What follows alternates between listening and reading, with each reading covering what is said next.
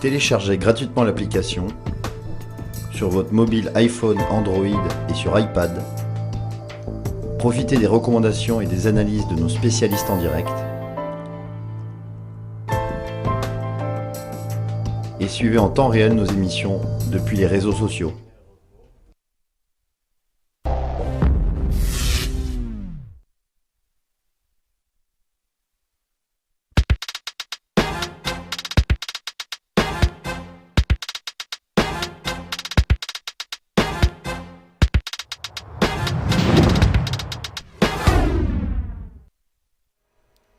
Et nous allons retrouver dans quelques instants Xavier Fenot, analyste indépendant. On va parler avec lui de devises. Il est spécialisé surtout sur les devises.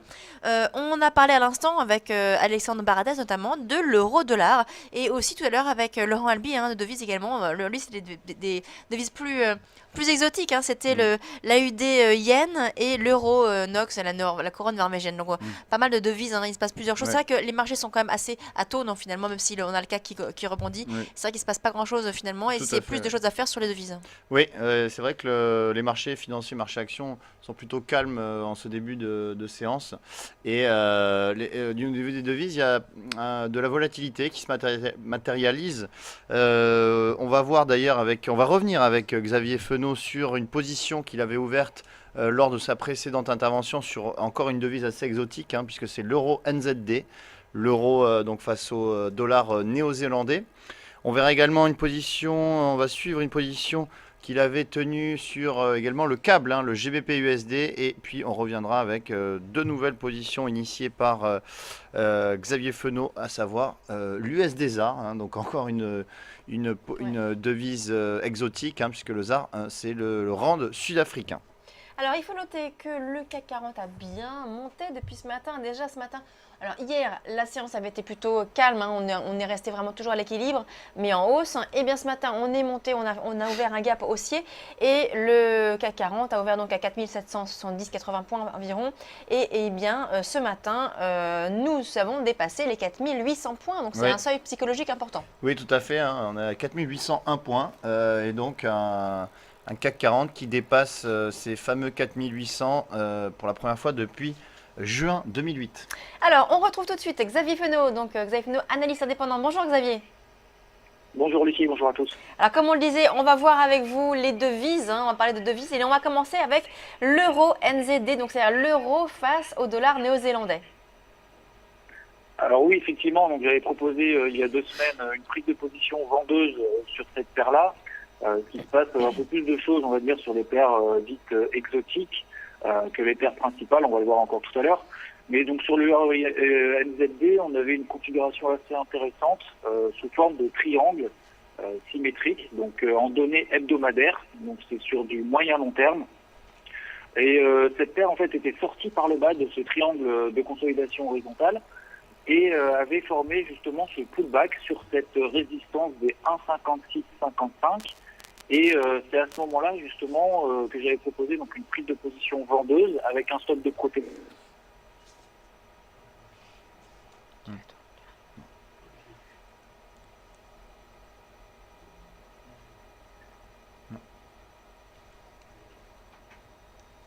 Alors, je crois qu'on a un problème de communication avec Xavier Fenot. La communication semble être interrompue. Xavier, ça y est, vous êtes revenu. Donc, pardon, la communication, je crois, a été coupée. Est-ce que vous pouvez reprendre donc sur l'euro NZD? Vous disiez que vous aviez donc pris une position il y a 2 semaines. Vous en êtes où aujourd'hui? Alors effectivement, donc c'est une position short donc sur la zone des 1,5430, donc il y a 2 semaines, sur ce pullback, sur donc la borne basse de ce triangle symétrique en données hebdomadaires. On voit qu'à plusieurs reprises, la bande basse de ce triangle avait permis à la paire de rebondir à maintes reprises, et finalement ce support est devenu résistance. Donc là, la situation, la configuration est confirmée, reste toujours en temps.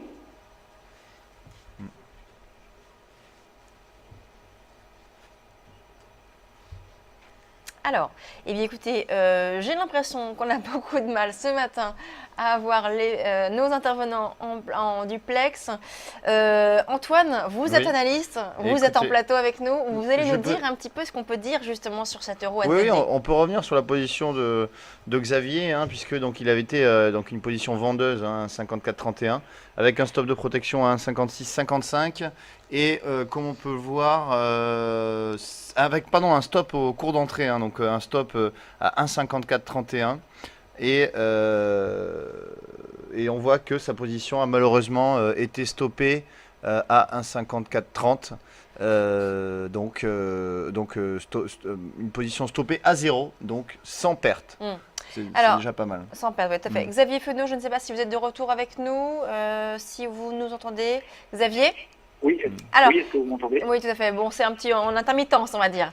Alors, est-ce que vous pouvez nous donner votre recommandation du coup sur la paire Euro NZD? Alors, donc là, je suis toujours short hein, sur la paire d'accord. URNZD. Là, le stop est désormais au cours d'entrée. C'est-à-dire que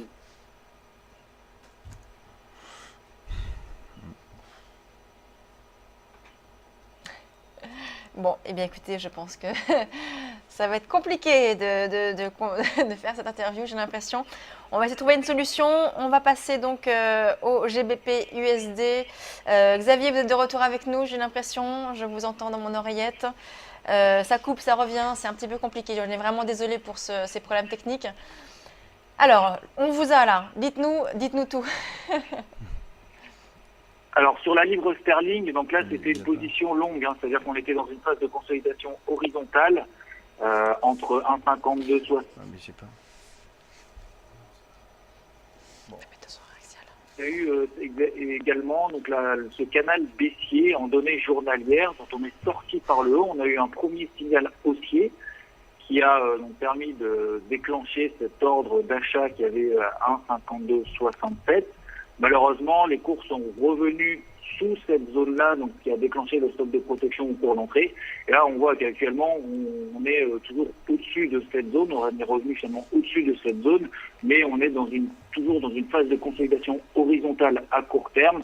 Donc là, pour le moment, je suis donc sorti de cette position et je ne suis plus en position sur cette paire-là. D'accord. Par contre, je vais surveiller de manière assez active la paire dollar contre yen. Donc là également, on est dans une phase de consolidation horizontale sous forme de triangle symétrique. Et la sortie de...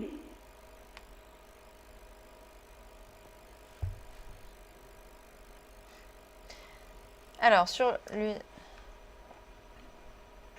l'USD yen, donc on vient de reperdre à nouveau Xavier, peut-être qu'il va revenir, voilà, il revient, c'est magique.